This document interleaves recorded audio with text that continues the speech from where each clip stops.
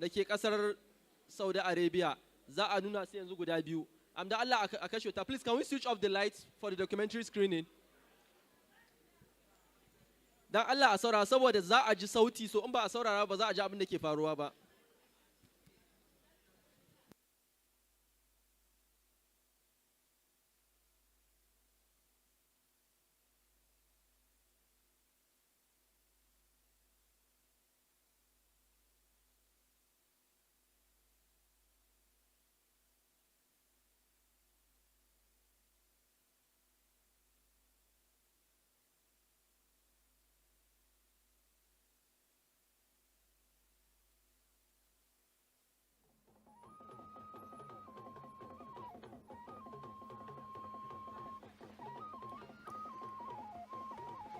This is the story of the HAUSA people and their ancestors, which is taken from the analysis of my DNA as captured.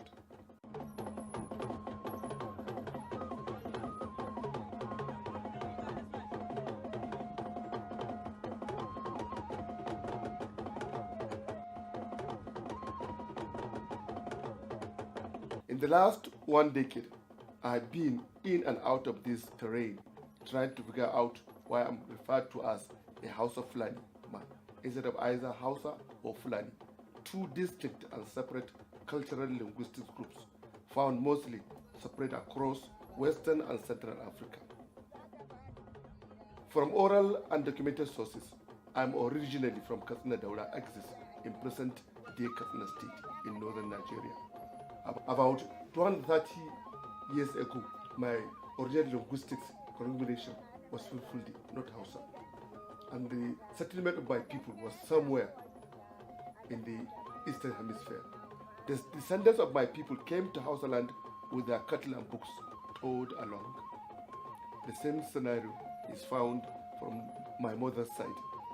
Her ancestors traversed and exploited land around Bichi to Karadua and Malamfashi in present-day Katsina and Kano states, originally also from the Eastern Hemisphere, with hordes of cattle and books to meet the Sheikh Usman Dan Fodio preparing for the jihad around 1805.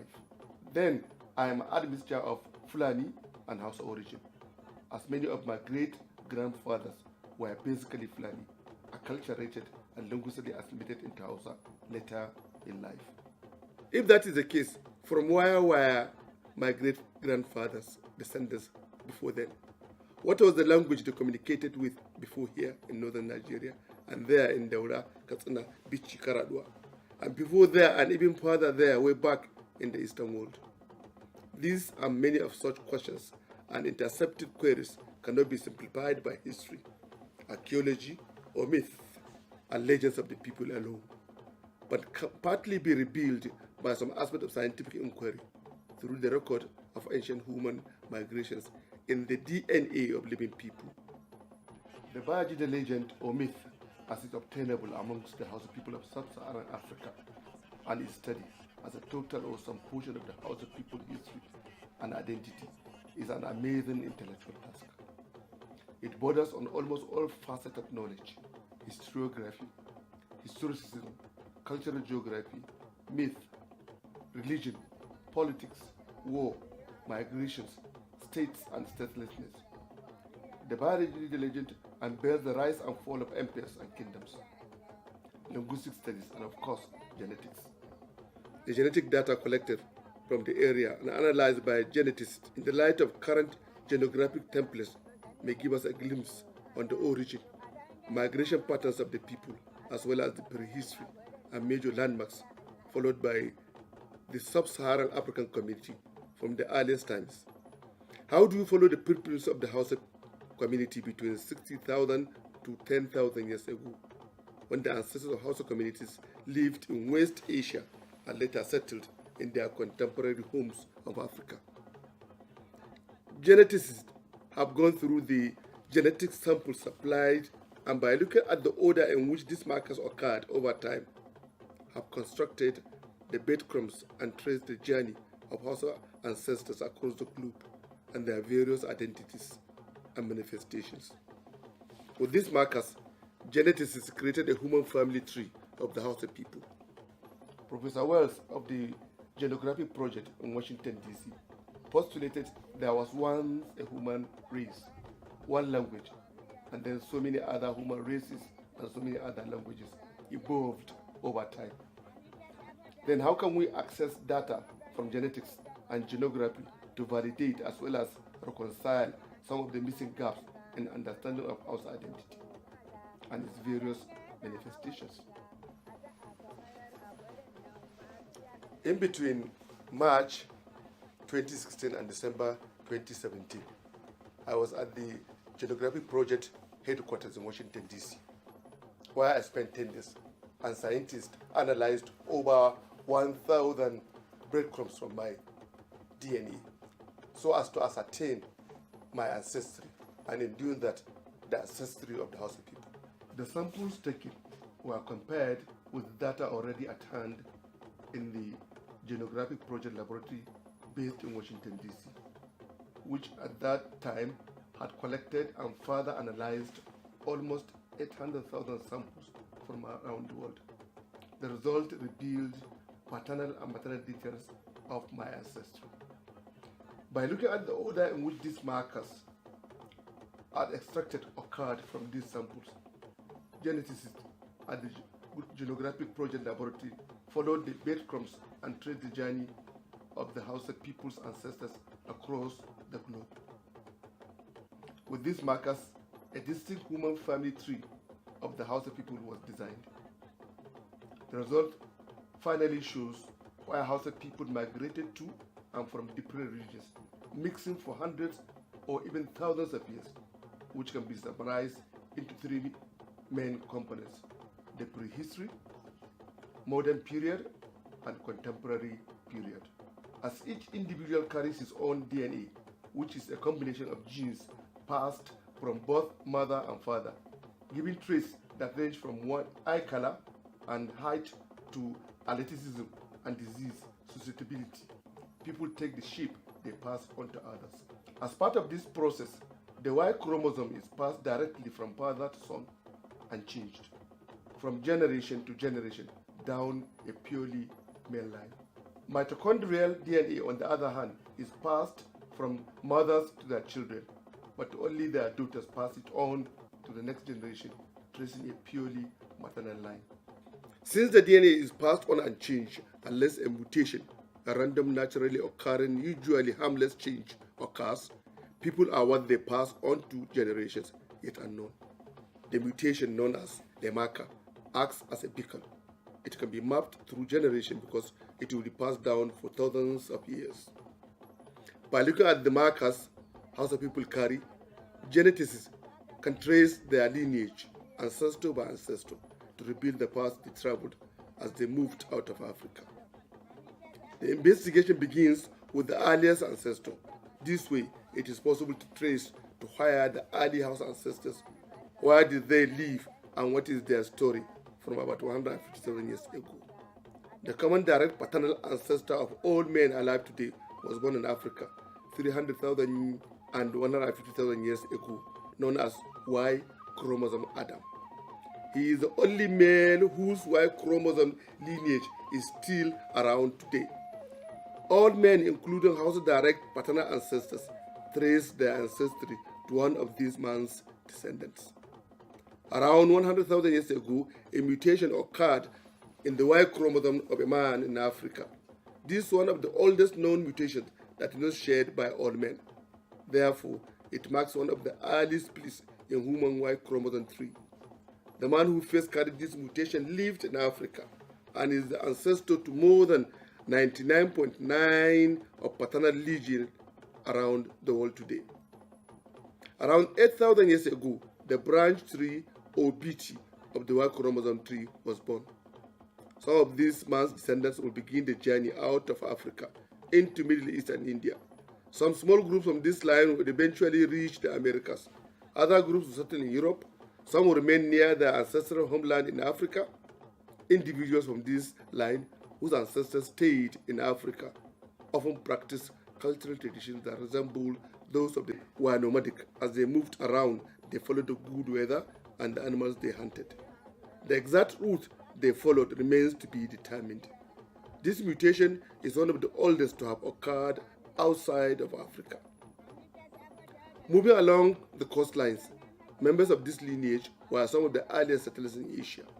The first migrants likely ventured into the Bab al-Mandeb Strait, a narrow body of water at the southern end of the Red Sea, crossing into the Arabian Peninsula, developing another mutation, P143, perhaps 60,000 years ago.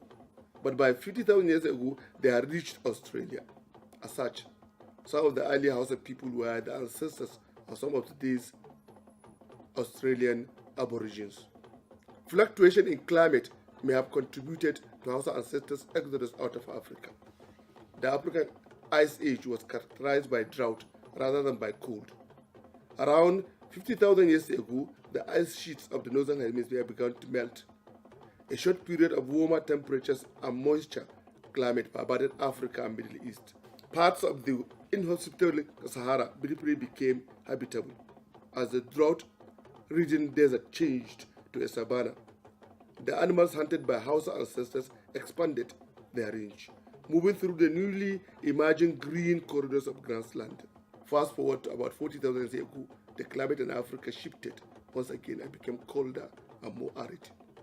Drought hit Africa and the Middle East, and the grassland reverted to desert. For the next 20,000 years, the Saharan gate was effectively closed. With the desert impassable, Hausa ancestors have two options: remain in the Middle East or move on. Retreat back to the home continent was not an option. The next male ancestor in Hausa ancestral lineage is the man who gave rise to P128, a marker found in more than half of all known Africans alive today. This man was born around 45,000 years ago in South Central Asia. Some of the descendants of P128 migrated to the southeast and northeast. This lineage is the parent of several major branches on the Y chromosome 3. O, the most common lineage in East Asia. R, the major European and Central Asia. Q, the major Y chromosome lineage in the Americas. The final tree branch of the Hausa people from genetic analysis conducted is tagged V88, which was put at about 10,000 years ago as the latest migratory pattern of Hausa people. The result further shows the Hausa people were born as the earth entered the mid-Holocene epoch. Some early descendants of this lineage expanded into the Levant region and into Europe. Others took part in the migration across Africa. These African travelers lived in a time when the Saharan region changing from a lush land of savannas and woodlands to arid desert. As the climate changed, the earliest ancestors of the Hausa people moved first to the central Sahara and then on to the Lake Chad basin. They brought with them the Pro-Chadic language. Thus, they are the ancestors of all Chadic language speaking groups.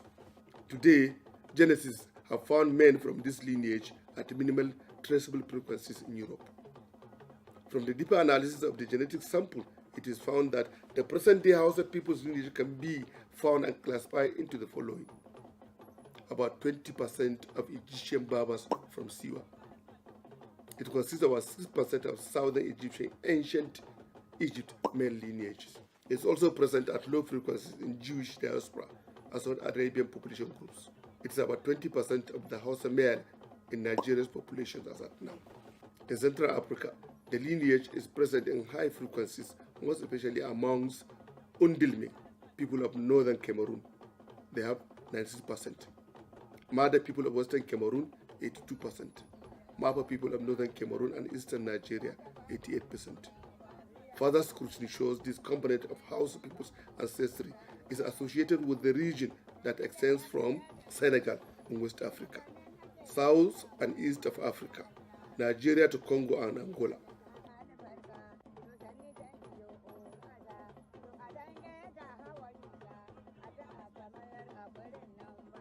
This provides a more detailed look at where some more recent ancestors of Hausa people settled in their migratory journey. What do geneticists mean by recent ancestors? They are talking about Hausa ancestors that lived few hundred years to a few thousand years ago depending on how much scientists currently know about HAUSA particular haplogroup. As scientists and geneticists test more individuals from HAUSA region and receive more information worldwide, this information will grow and change. Then probably we'll have a clearer picture of the human journey and human origin as we continue to follow the footprints of the HAUSA people around the world.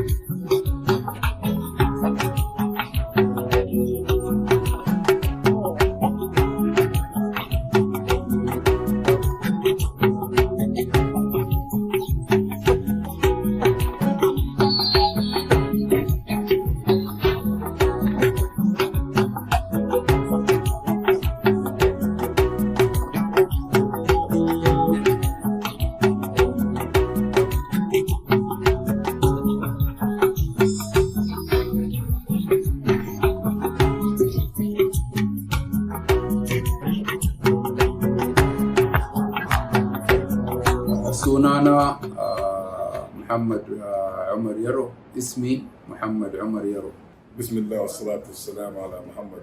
Sunana Ali Musa, ismi Ali Musa Muhammad al-HAUSA. sunana Fahad Talal, ismi Fahad Talal Abdullah Musa. sunana Musa Umar Yahya Yaro, ismi Musa Umar Yahya Yaro. Assalamu alaikum, I'm Fahad Talal. I'm a mechanical engineer in Jeddah from Saudi Arabia. My origin from Nigeria, of course, as we mentioned before. My tribe is HAUSA. I came for a long time ago here. We have the honor and pleasure to have our brother Saad here. Ni daga cikin wannan mutanen Najeriya ne wanda suke zaune a Saudi Arabia. An haife mu ne a nan, kuma iyayenmu ma an haife su a nan. Kuma muna da alaka mai kyau tsakaninmu da iyayenmu wanda suke zaune a wannan a garin Najeriya. Mu uwayenmu suka zo daga Niger da Nigeria. Kuma har yanzu muna nan, Allah ya taimaka kuma Allah ya. I know a little bit about the culture, yes. So like the food, a little bit of the language, not too much, but I don't know a lot about that. Mu a kakanmu ya fito daga garin Sokoto, ana kiran gidan Uban Doma. Kowa ya san gidan Uban Doman Sokoto. Daga nan ya fito, shi ma babban malami ne wanda ya samu suka zo na Saudiya. Bayan haka domo an haife mu, an haifi uwayenmu a cikin wannan gari mai tsarki na Makka al-Mukarram. Kakana ne ya fara zuwa nan, ya zo ne aikin haji, kuma Allah ya rubuta mai zama akan yana cewa zai koma, amma dai Allah bai rubuta mai ba ya koma ba, Allah ya kawo mai ya zauna a nan. Ni ne Muhammad Umar Yaro, chairman of Nigerian diaspora in Saudi Arabia. Haifaffen an haife ni ne a Makka a wannan cikin 1997 mun yi karatu nan a garin Makka nan, mun yi karatun Qur'ani, mun hardace Al-Qur'ani, mun yi karatu a cikin secondary a school har muka gama university dai a nan a Makka. Aikin da muke muna PMP, project management professional, muna aiki iri-iri a nan garin Saudi Arabia lokacin haji da aikin alhazai, kuma ko irin aikin office, akwai office ɗin da nake manajin shi a nan Makka. Harshen Hausa mun koyi shi a nan Saudi Arabia ne, don area da muke zaune a nan Saudi Arabia akwai mutane, akwai Hausawa da yawa wanda suke zama a gurin, da mu muna zaune a Makka. Sannan kuma iyayenmu sun tun tashin mu sun dan matsa mana, suna dan koya mana kaɗan daga cikin harshen Hausa. Akwai kala da yawa abincin Hausawa, akwai irin wannan tuwo, akwai tuwon shinkafa, akwai miyar kuɓewa, akwai yakuwa. Wannan duk abinci ne gaskiya masu kyawu, masu daɗi gaskiya, wanda ko a nan ma muna ƙoƙari mu same su kuma muna cin su. Akwai wasan da suke yin shi wanda suke kiran shi wannan irin wasan busmar, a nan suna yin shi, da yake al'adodin nan sun haɗu duka gaba ɗaya. Amma kuma a can akwai irin mawaƙi irin Shata, muna sauraren shi sosai a nan. To shi a cikin history ko a cikin tarihi na Hausawanmu na nan Saudi Arabia, alaƙa ta soma batun yau ba. Alaƙa ta soma tun shekaru da yawa wanda suka wuce, tun shiga Islama za mu ce dai, tun da Islama ta shiga a nan West Africa. Daga nan alaƙa ta soma da garin West Africa shine wanda ake kiran su Nigeria da Niger da Chad da Cameroon dai. Ta soma alaƙa tun wannan tarihi, yumkin akwai about 400 years ago, mutane suka soma shiga daga garinmu na Hausawa, suka soma shigowa garin Saudi Arabia ko garin Al-Jazira Al-Arabiya, tun ma ba mulkin Saudiya ba bai soma ba. To tun wannan tarihin da ake cewa da mutane suka shigo, an soma zuwa aikin haji, ina ji lokacin da ake zuwa da a ƙafa, lokacin da ake tahiya da ƙafa, ana fita daga irin in jiha ce daga Nigeria ko daga Sokoto, ana fita daga ƙafa za a shiga garin Tashad. In aka gama daga garin Tashad ana shiga garin Sudan. Daga Sudan wa'insu suna zama about 1 year, 2 years, suna aikin noma, wanda za su samu kuɗin da za su kammala yawon suna na haji. To tun daga lokacin nan mutanenmu suke zuwa suna koma, har shi ne ake ce musu a cikin garin nan Takari. Daga nan to ma'ana ko tasmiya ta Takari ta zo, wanda ake ce musu tukurur, repeat, ko da wani lokaci suna shiga suna fita na aikin haji. To daga wannan tarihi da mutanenmu suka zo ma shigowa nan a aikin haji, akwai wanda suka koma, kuma akwai wanda suka zauna. To kasan ana cewa kullum yau gobe za a koma, yau gobe za a koma. Aka yi aure, har mutane suka abunan mu da kakanninmu dai aka samu iyawan suka aiko. Muka yi yawa a cikin garin Saudi Arabia, especially a Makka da Jidda da Madina. Mun fi yawa dai a wannan jiha. To banda dai ɗan uwanmu suka gaya manyan da suka shigo nan ma, tun tarihin Saudi Arabia bai soma ba, sun zauna a garin Jidda, tun da yanzu muna garin Jidda. Sun zauna a unguwa ana kiranta Harat Barra, shi ne dai wannan unguwar wanda aka fi sanin Takari a cikin wannan unguwa a nan Jidda. To kaga suna zaune tun kamin sabuwar sarauta ta shigo. Bayan haka da sabuwar sarauta ta shigo da King Abdulaziz ya shigo Jidda, sun je sun bashi mubaya'a, sun mai bai'a, sun yadda da zaman shi, sun yadda da shi ne imam nasu, wanda gaba ɗaya za su shiga ƙarƙashin shi. To tun daga nan dai mutane dai ya zama kowa ɗaya ne. Bayan an shigo nan ya zama kowa ɗaya ne, da fari da baƙi da wannan ƙabilu dai duka gaba ɗaya suka zama ana kiran su Saudi ko Saudi Arabia. To a cikinsu akwai baƙaƙe, akwai India, akwai wannan da iri-iri a cikin mutanenmu wanda suka zauna a nan. To a cikin mutanenmu wanda suka zo damun kasan sadda aka fita an fita ana neman aikin hajji, ana neman addini, an zo da al'adu na addini da an zo da al'adu na amana da na gaskiya da na wannan. To da aka zo nan ba a wahala ba a cikin wannan al'adu ba, an haɗu da ɗan uwa wanda su ma suke cikin same al'adu na addini da na sallah da na wannan. Sun zo da makarantotinsu gaskiya, mutanenmu an san su da hardace Ƙur'ani da karatun Ƙur'ani da karantarwa wannan. To da suka zo nan ba su zauna haka ba, su ma sun samu sun karantar da mutane a nan garin Jidda, don har suna da makarantu wanda aka sani, suna da masallacai wanda aka sani har yanzu ma da akwai wannan cikin masallacin a nan cikin history na garin Jidda ko ga garin Makka da Madina. A cikin manya-manyan mutanenmu ma wanda suka zo akwai wanda sun samu an ɗauke su aiki a nan harami wajen karantar da alhazai da karantar da mutane. Akwai wanda suke aikin ba da sallah ko aikin addani kiran sallah a nan harami. Har yanzu ma a nan garin Makka a cikin babban masallaci akwai mutanenmu wanda suke kiran sallah. A nan Madina an samu manya-manyan malamai wanda suka zo daga Nigeria sun karantar manya-manyan malaman da suke nan Saudi Arabia, sun samu sun garwata, an zama ɗaya a cikin, an ɗauka daga cikinsu, mu ma mun ɗauka daga cikinsu. Dai yanzu dai gabilun dai sun an riga an garwaya, an zama ɗaya. Mu a cikin gaskiya garin mutanenmu na nan wanda ake kiran Hausawa ko Bahaushe wanda suka zo nan garin Jidda, akwai su a cikin bare-bari, akwai su a cikin Hausawa wanda suka fito daga garin north of Nigeria irin su Kanawa da Sokoto da Katsina da wannan da Zamfara. Akwai mu da yawa irin mu wanda muka fito daga kakanninmu ko kakanninmu wanda suka fito daga nan sun komo da zama nan Saudi Arabia.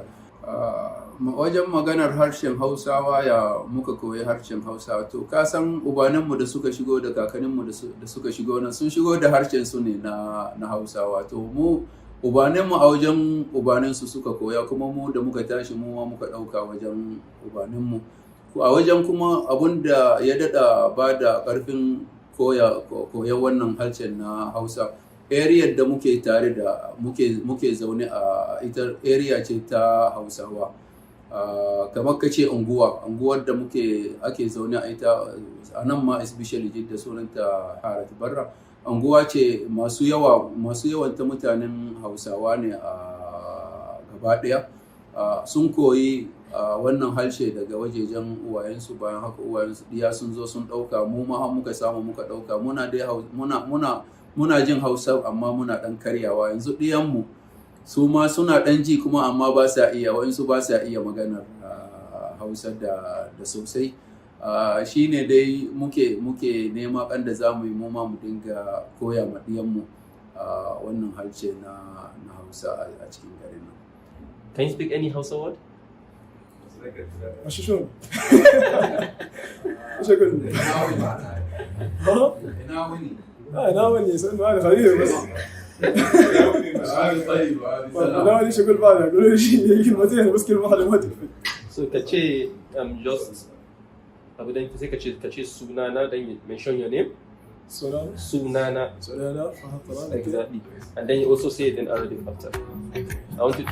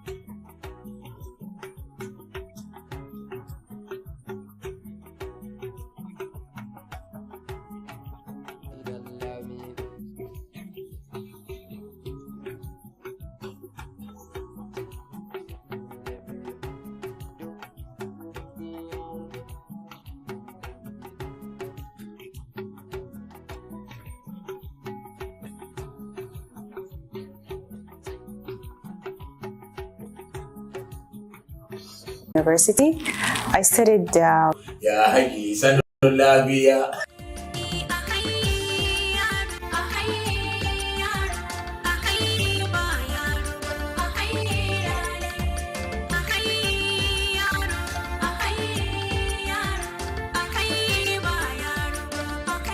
sunana Anwar Yusuf Adam Umar Hausa.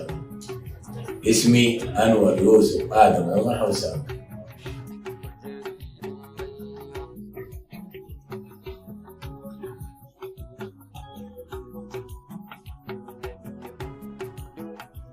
My name is Bashair Hausawi.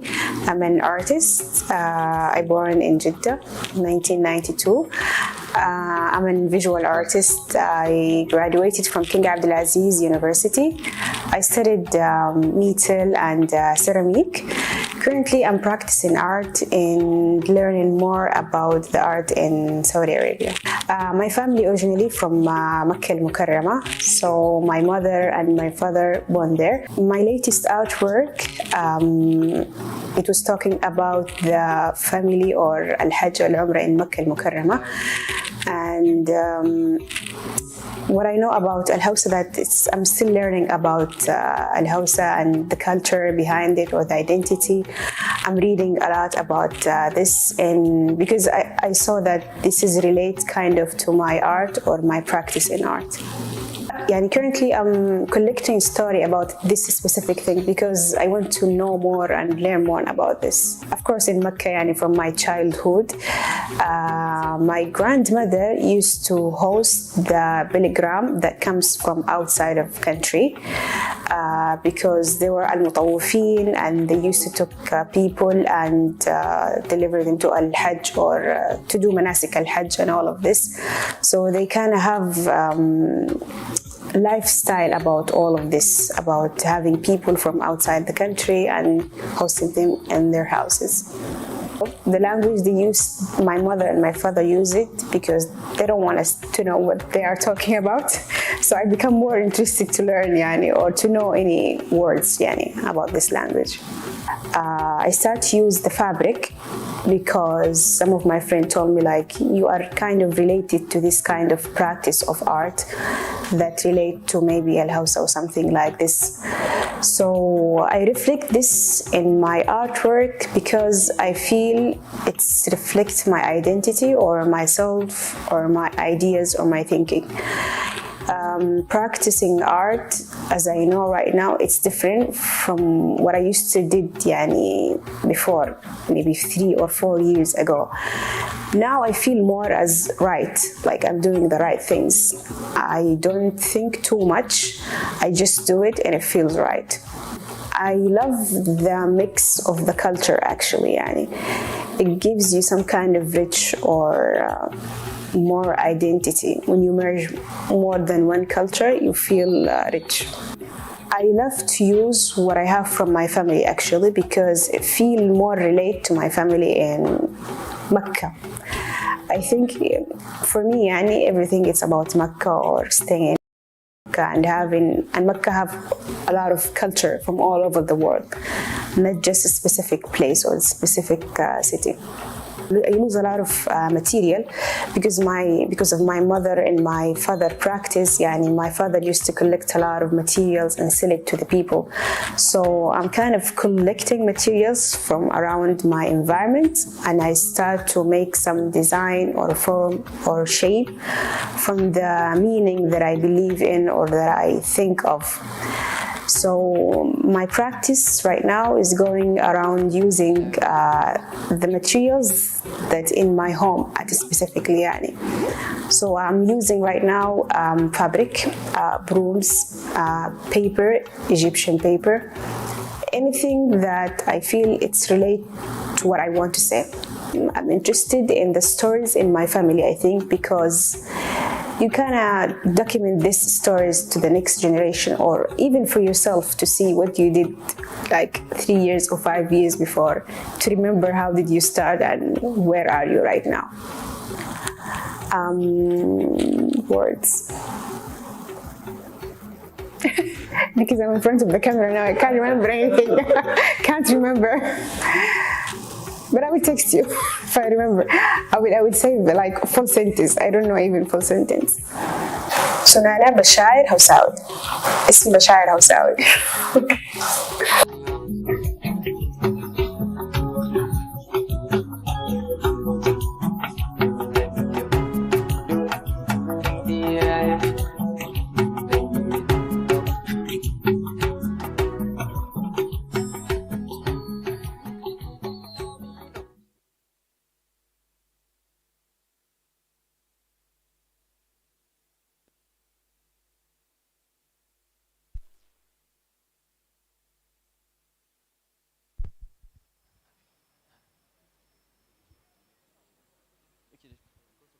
Okay.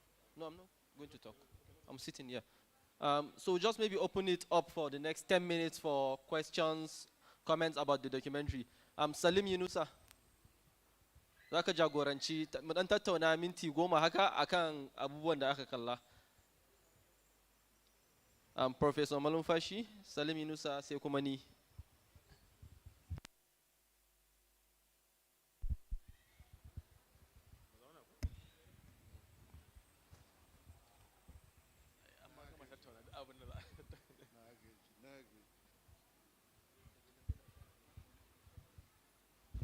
Hello.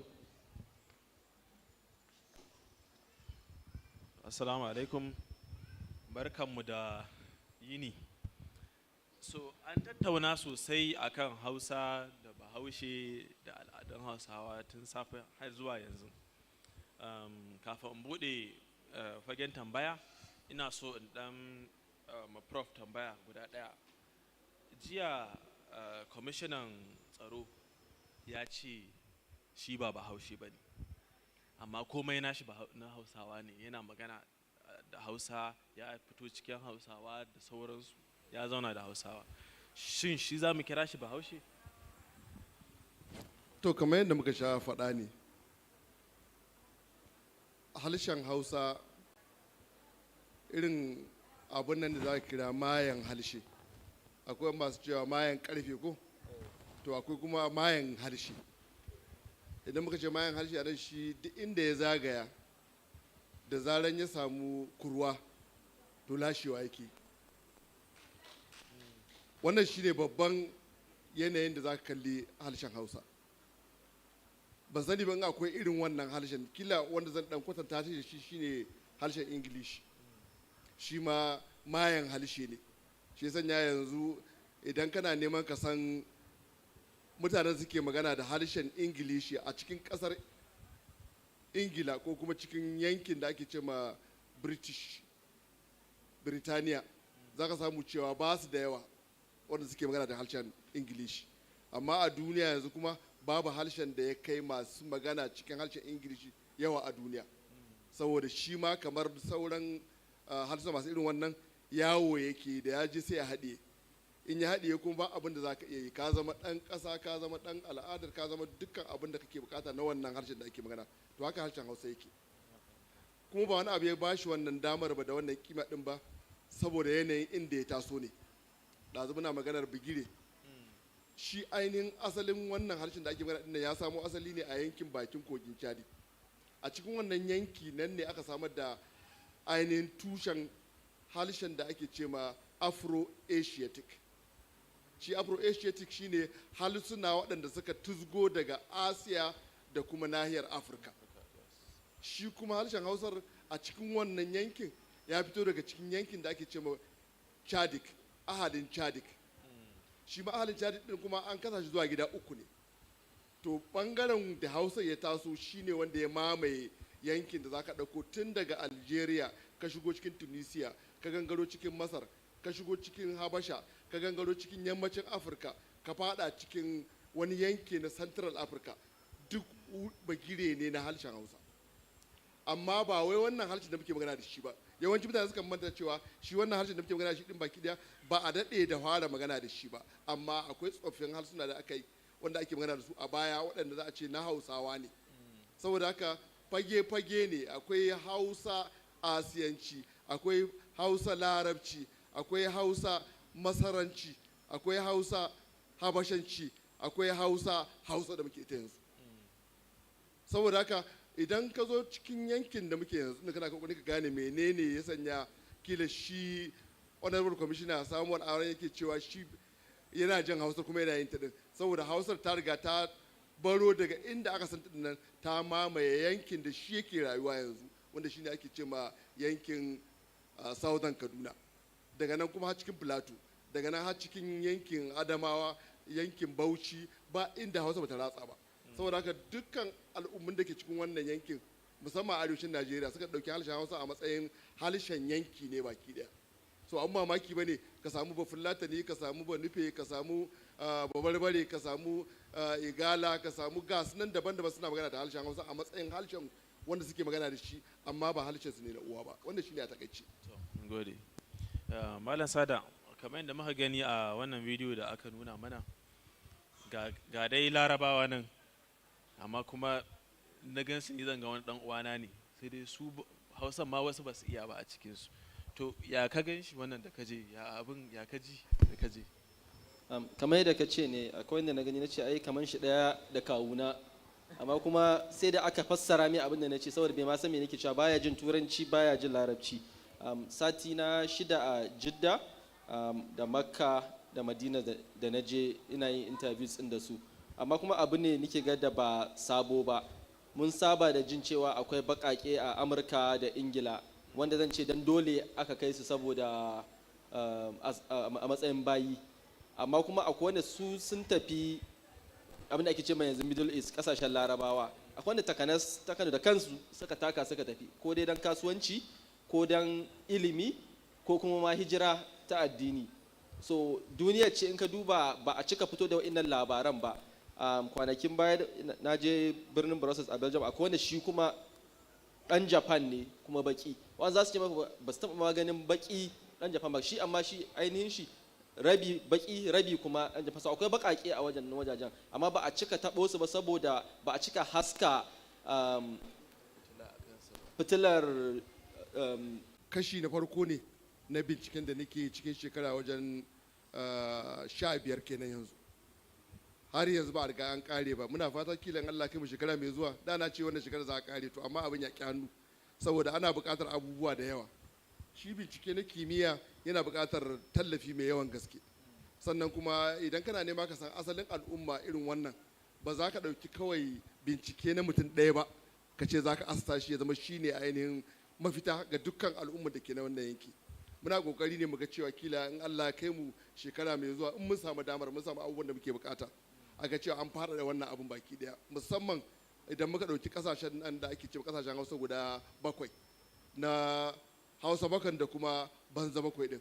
Muna son mu samu wanda za su ba mu dama a ɗebi jinin su ko a ɗebi miyan su, a auna a gane wane ne ba Kano, wane ne ba Katsina, wane ne ba Gobiri, wane ne ba Kabe, wane ne ba Zamfare, sannan kuma sai a koma ga waɗancan da ake cewa banzayen su ma sai a auna sai a gani. Abinda muke so ainihin binciken ya mana shine ya tace mana waɗannan dangantaka da ke tsakanin waɗannan al'umma. Ta haka ne za mu iya samun abin da za mu kira wani abu da za mu ce kila shine cikakke ko kuma tatacce ko kuma asalin Hausawan da suke a cikin wannan yanki. Wannan shine fatar mu. Muna kuma fata kila in Allah ya samu din, ai Allah ya sanya mun samu damar zuwa shekara mai zuwa mu kammala wannan abun, inda za mu samu ainihin gudunmuwa daga mutane akalla 14 daga waɗannan ƙasashe guda 2 da ake magana na banza 7 da kuma Hausa 7.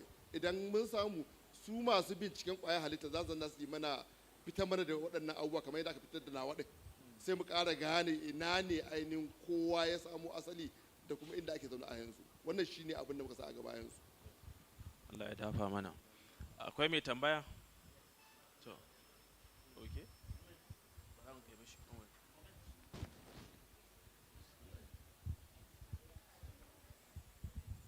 To jama'a assalamu alaikum. Wato gaskiya ina ganin an dan jima ban ga wani abu wanda ya bani sha'awa irin abin da na gani yanzu ba. Ga alamu an sa dogon tunani, an kuma sa ƙarfin zuciya, kuma ana da guri mai zurfi daga ɗan abin da ni na gani yanzu. Kuma inda gizo ke saƙa shi ne ba a gama ba, saboda haka duk abinda mutum zai nemi ya magana akan shi yanzu to sai ya zama yana da wahala. Amma ya kamata in yi ma profesa wata 'yan matashiya akan magana harshen Hausa da ya magana yanzu, domin ita ga alamu ya riga ya cimma matsaya. Yana ganin Hausa kamar wani harshe ne wanda ya kira kamar mayan harshe, in akwai mayan harshe. To abin da ke akwai shine ita wannan character din, that particular feature of language, wani abu ne wanda kowane irin harshe wanda ake iya ce ma major language yana da irin wannan feature din. It's not only Hausa. Yanzu idan kana karatun Alkur'ani mai tsarki sai ka ji kamar Allah na magana da Hausa. I don't know whether you are feeling that. Amma ba da Hausa Allah ke magana ba, a'a Larabcin ne da ya tasiri a cikin harshenka. Idan kana kallon ga misali Urdu films na Indian films, duk wani film wanda ka gani na India wanda zaka ga irin su Shahrukh Khan, irin su Amitabh Bachchan, irin su Rajesh Khanna, that is Urdu film. Zaka ga irin wa'annan films din idan suna magana sai ka ji kamar suna Hausa. Ba Hausa suke yi ba.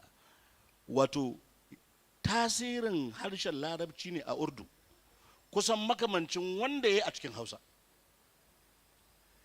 Kalmomi da yawa wanda idan ana magana da su a Urdu sai ka ji kamar na Hausa ne, amma ainihinsu Larabci ne, waɗansu kuma Turanci ne. Saboda haka don harshe wanda ya kai matsayin na Hausa, wanda za a iya ce ma major language ko kuma babban harshe a duniya, akwai criteria wanda na tabbatar professor ya riga ya aiki akan wannan. Za ka ga suna da irin wani particular feature din. Wato idan so game da ƙaramin harshe, kamar irin yadda kifaye ne ke rayuwa a cikin ruwa da an haɗe a wuce. So ya kamata a lokacin da kake nazarin harshe, I don't know inda tunanin ka ya tsaya, amma dai ina son kawai gane cewa ba future ne kawai na Hausa language. Kuma sun bale saboda tasirin Larabci ne akan Hausa. So wannan future ne na all major languages in this world, not only Hausa. Thank you very much. Dr. Lawal, kusan abu ɗaya ne kawai zan kila kokarin gyara maka. Idan za ka nemi nawa ra'ayi ko ba zan amince maka cewa tasirin Larabci bane akan Hausa ya sanya irin wani abu suke faruwa. Ina magana ni personally nawa ra'ayi. Idan zan ga maka nawa ra'ayin wanda ke game da ainihin asalin ainihin harshe a cikin aljanna, ban san addini a nan wurin, kan kama addini, za mu aji addini ke guda ne. A cikin aljanna wani harshe ne aka amfani da shi? Ban ji ba. Kada kawo addini, kai tunani kawai da wani abu daban. Ok, addini kawai za ka yi amfani shi? To bari in baka misali da kisa, kila ta haka za mu ɗora baki ɗaya. Yanzu matsayata ba kawai na yi ta bane a haka nan kawai kara zube. Harshen da aka yi amfani shi a cikin aljanna harshen Hausa ne, ba harshen Larabci ba ne. How many more minutes do you have? Ki daga tambaye ni meye dalili ko kuma meye hujjata. Idan za mu tafi a addinancen ne ma, mu tafi a addinancen. Annabi Adamu aka halitta ko? Sannan aka halicci Hawwa'u. Su ne suka gina dukkan rayuwar da muke magana yanzu ko? Da aka halicce shi an hura mai rai. Da aka hura mai rai me yayi? Atishawaye? Atishawaye.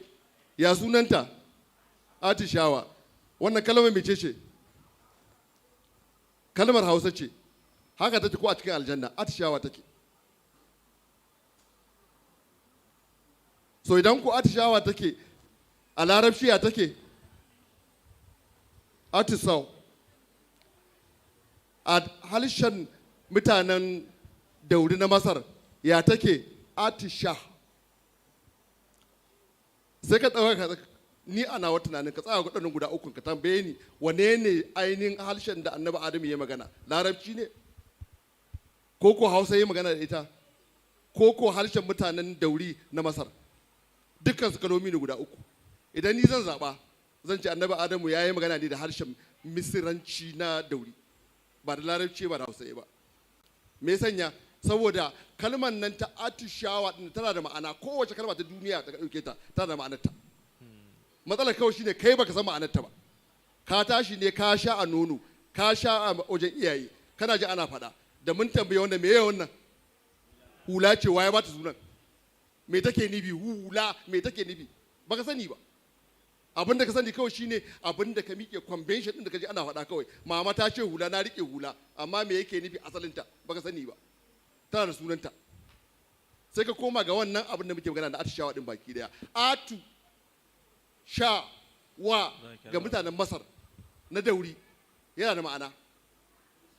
Ina zuwa ai na baka yi magana ko yawwa. Atu din nan menene ubangiji, sha din nan iska, menene kuma wa din samun natsuwa. Iska kake shaƙa ta shiga a cikin kwakwalwarka ka fitar da ita, in ka fitar da ita kuma za ka samu mai natsuwa. Shi ya sanya idan kai atishawa mai kake cewa bayan ka gama alhamdulillah, saboda ka samu sauki. Shi wannan ubangijin yana nan a cikin mai atu, iska tana nan a cikin mai atishawa, waɗin nan na samu wannan yana ciki. A Hausa babu, a Larabci babu. So wane ne asalin harshen? Abu ne wanda ba za ka iya mashi matsaya ba yanzu. Idan za mu yi magana kan asali ne wanda ba shi muke anan wurin, na harshe ba za mu iya kare shi ba. Abin da kawai nake son ka fahimta shine harshen Hausa da muka yi magana cewa ya zama mayan harshe, of course shi za da bada misali da mai da English, amma na bada misali da harshen Sin da mutanen suke da yawan mutane a duniya baki daya, mutanen Sin, amma suwa suka mamaye, ina suka shiga cikin ƙasarsu ne kawai inda suke da mai yawan mutane saboda yawan haihuwa. Amma shi ba mayan harshe ba ne, it's a major language amma ba mayan harshe ba ne. So fahimta ce, abubuwa ne suke da yawa. Shekara 15 muna hawa ba mun riga mun gama ba, kuma ba za mu taɓa gamawa ba, sai an bi a hankali. Dr. Lawal, to mun gode baba. Na gode. Yawa tambaya yanzu da nake so a yi min akan documentaries din nan guda biyu da aka nuna ne, ba akan harshe ba. Akwai wanda yake da akan documentary da aka shoye?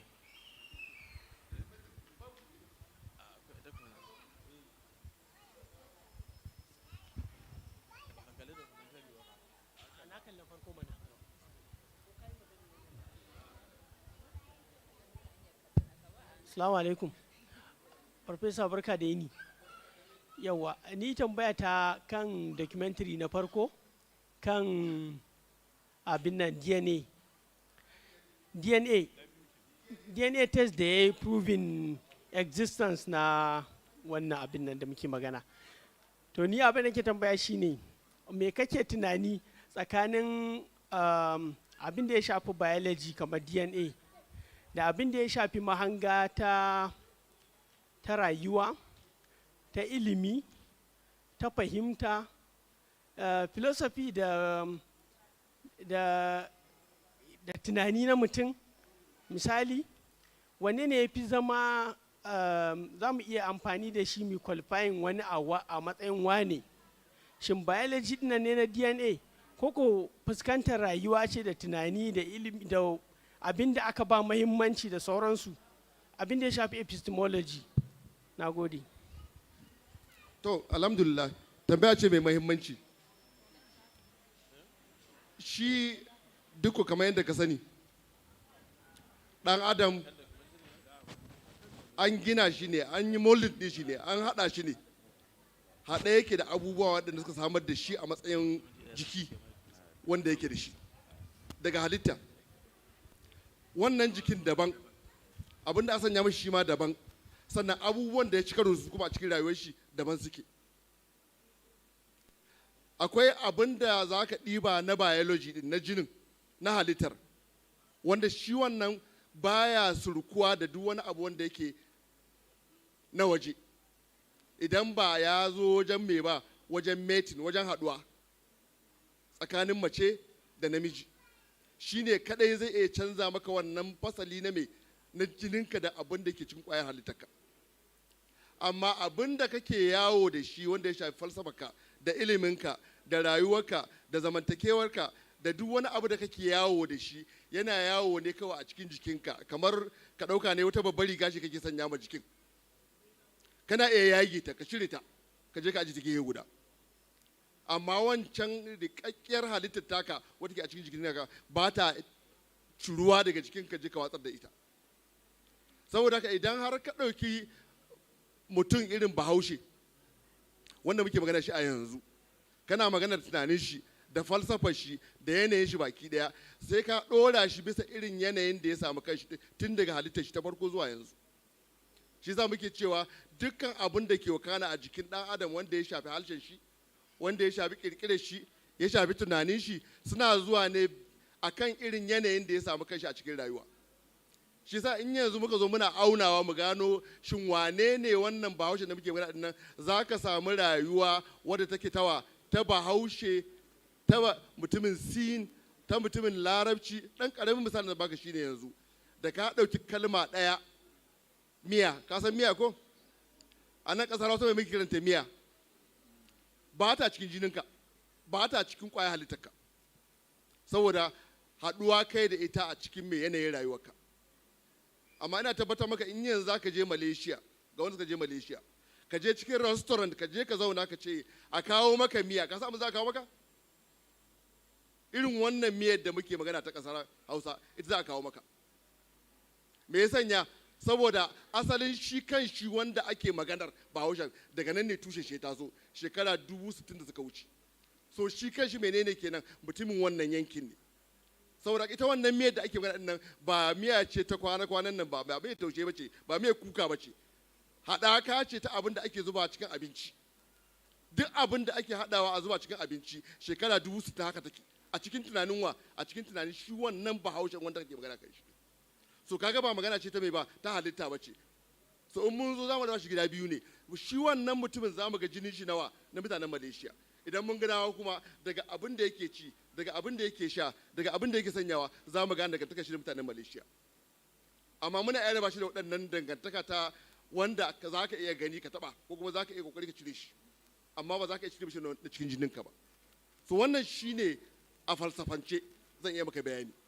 Abu ne mai wahala, abu ne mai sarƙaƙƙiyar da ba za ka iya fitar da su a lokaci guda ba. A yanzu nan da nake zanna a nan wurin baki daya, komai na wani duniya da duk abin da ya wani a cikin duniya nan tun daga annabi Adamu har zuwa yau yana nan tare da ni.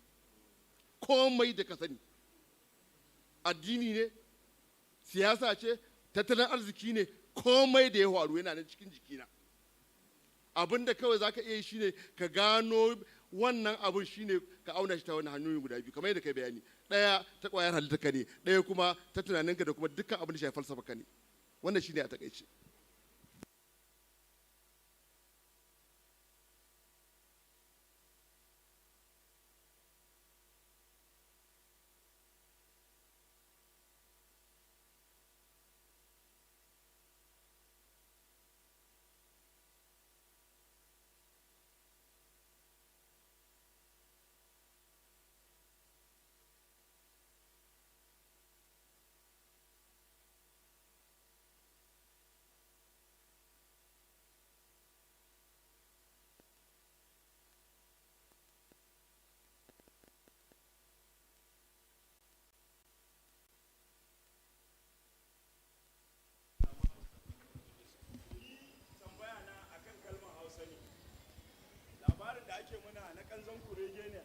Daga HAUSA ne, HAUSA, koko a'a akwai wani bayani akan haka. Sai kuma shi bayani a documentary na farko, ni ina ga documentary na farko na ma kosa a ce an zo an fara irin wannan gwaje-gwajen, saboda akwai labarai da yawa na kanzon kurege, kamar yanzu sai a ce bayarabe ya ce maka ya zo daga Saudiya ne, shi Bahaushe ya ce ya zo daga wani wuri. Ni ina ga idan aka fara wannan gwaje-gwajen sai zai canza tarihi da yawa na aladun mutane musamman Hausawa. Kila ya nuna mana shi Hausan da ake cewa Hausa bakwai da banza bakwai, kila ma Hausan ne banzan kuma shi ne ma kila Hausan. Na gudu. Malam Sada.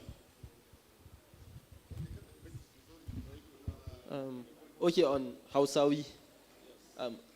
Ina ga a cikin baƙaƙe da ke zaune a Saudi Arabia akwai gidaje uku da suka fi ƙarfi. Akwai Hausawi, akwai Barnawi, sai akwai Fallata. Kuma menene Hausawi daga ƙasar Hausawa, Barnawi daga ƙasar Borno, Fallata Fulani kenan. so ban lakanci harshen larabci ba da nima da naje sai da aka ta mun fassara, amma kamar yadda na gano daga wajen su din kamar wani lakabi ne, kamar a ce Suleiman dan Suleya zai zama Sulejawi, so wani ƙari ne da ake a gane daga inda mutum ya fito. Muna da shi mun ma nan waje za a ce dan Kano, dan Katsina, dan Zaria, kamar ina a tunani kamar wani lakabi ne da ake ma wannan. Ba Zazzage, ba Kano, ba Katsine, Hausawi su ma haka suke faɗin shi da larabci. Question na biyu kamar ba nawa bane ko? Nawa ne wannan. Yana maganar wannan binciken da ake yi zai iya karyata abubuwa da yawa. Mun riga mun fara ganin haka. Dama amfani shi wannan din shine a tabbatar maka da asalin naka da kuma hanyoyin da ka bi ka zama abin da ka zama a yanzu. Kuma ba sai mun je ga ainihin shi kan shi binciken da kimiyya ba, za mu iya tabbatar da banza bakwai da Hausa bakwai din.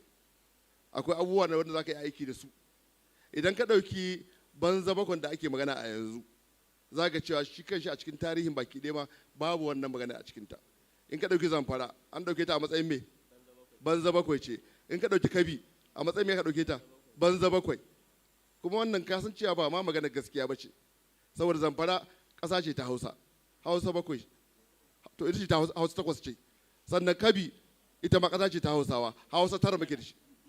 In muka matsa kila mun samu Hausa 10. Abin da zai rage banzayen in ma ka ɗauke shi a cikin kotu ɗin ba su da yawa. Amma wani abu da ke da muhimmanci wanda ya kamata kuma kila in faɗa nan wanda kila mu faɗa ɗazu ba shine idan ka ɗauki waɗannan Hausa bakwai da banza bakwai ɗin yanzu da ake magana a tun zamanin daura ma da aka yi a baya a mulkin daura ɗin ake da wannan tunanin. Su Hausa bakwai da ake magana duk in ka bi su baki ɗaya baki ne ba 'yan ƙasa ba ne. Yawancinsu baki ɗaya da ka ɗauki Kano zuwa aka yi. Ita Kanon ma baki ɗaya kafin Kano akwai me? Daga na aka taso, Kanon sabuwa ce. Akwai Santolo. Santolo ne ƙasar, Kanon daga baya ta zo. Wani ne ya taso daga can ya zo bakin dutsen Dala ya me ya zauna ya ci gaba da harkokin shi na noma da kuma ainihin abubuwan da ya shafi haƙo abubuwan da ke wurin baki ɗaya. Sunan shi Kano. So duk wanda ya taso zan je inda Kano yake sai ka zama me ka zama ba Kano. So kaga kenan akwai wani abu kafin me kafin Kanan. Haka ma in ka je Kabi akwai wani abu kafin me kafin Kabin da ake magana din. Akwai Gungu, ƙasa ce wadda kafin ma a yi Kabi aka yi ta. Daga nan ne aka samar da Argungu. Tashi suka yi Argungu, a guje suka ne ina Gungu. An gane tunanin? Saboda haka idan kana magana Hausa bakwai kana magana kuma ainihin banza bakwai da ka koma cikin tarihin bayaji za ga irin waɗannan alamun, to amma ba ma son mu tsama akan abin da shafi bayaji din ga baki daya. Abin da muke fata shine in muka samu waɗannan ƙwayoyin halittar na waɗannan manyan ƙasashen baki daya za mu daidaita tunanin baki daya na wane ne ma shi Bahaushen sannan wane ne wanda ba Bahaushen ba. To mun gode Professor. Barista a gurguje minti biyu da kai za ka rufe mana wannan tattaunawar namu. Mun ga kamar yanda yarika suke traveling suka tsallaka border.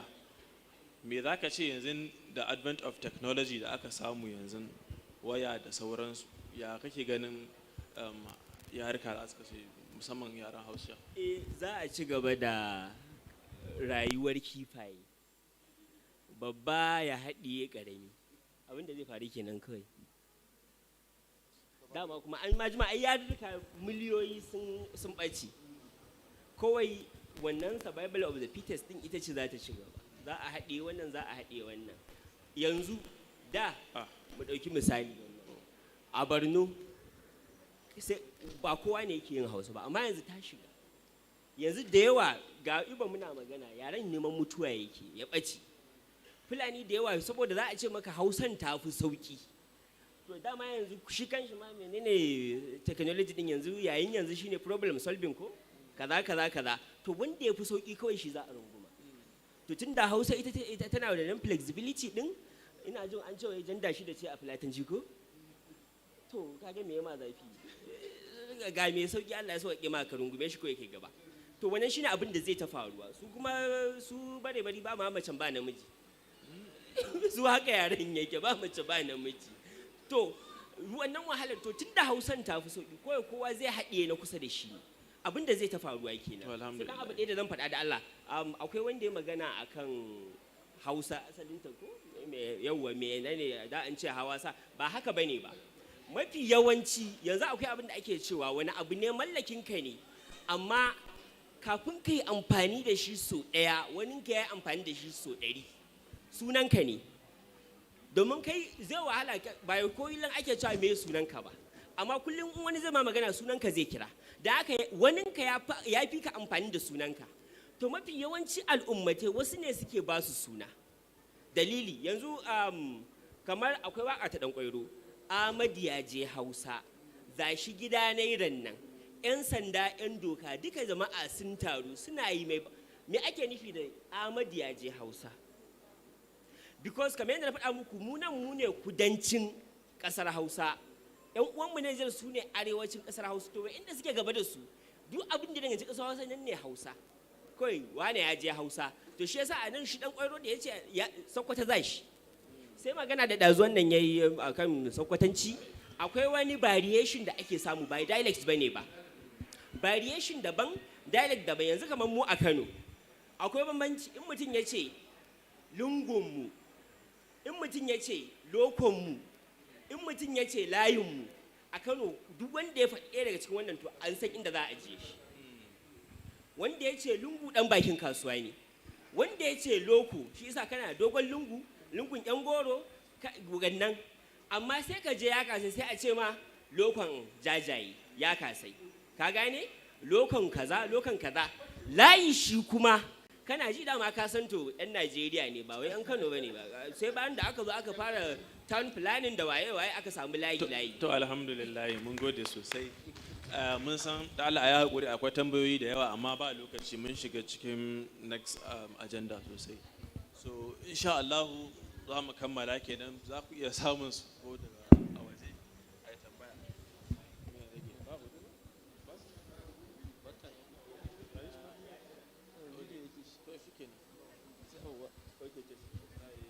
Jama'a mun gode.